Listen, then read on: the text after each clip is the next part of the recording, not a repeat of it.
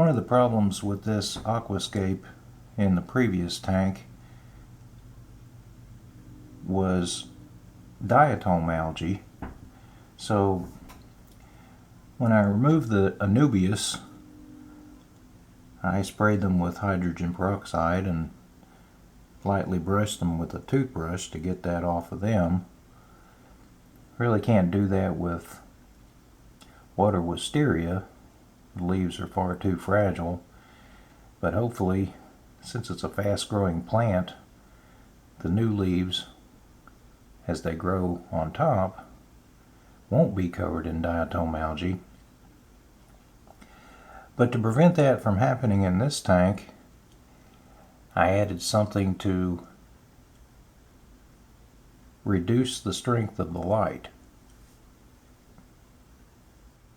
To reduce the intensity of this Nycrew LED light, I cut this piece of opaque blue plastic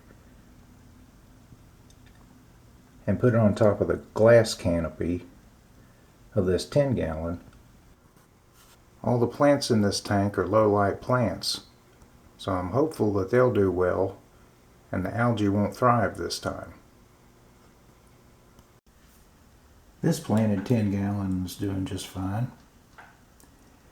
I got tired of retying the Anubias nana to the driftwood about once a week, so I decided to go ahead and use some super glue gel to mount them to the two pieces of driftwood in the center,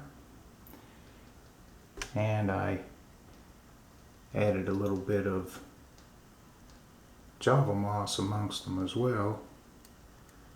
So as that grows out, that should look nice. And the dwarf Sagittaria and the other Anubias are doing fine. 4 white cloud mountain minnows, including the one that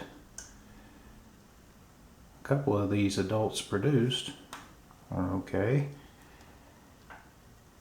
And they get along just fine with a couple of Amano shrimp. I finally managed to come up with a way to keep the Amano shrimp from jumping out. Here's a look at what I came up with. I took this comb and removed teeth in just the right places and used hot glue and a few pieces of plastic to mount this thing to form a grid around the hang on the back filter. So now when I shove this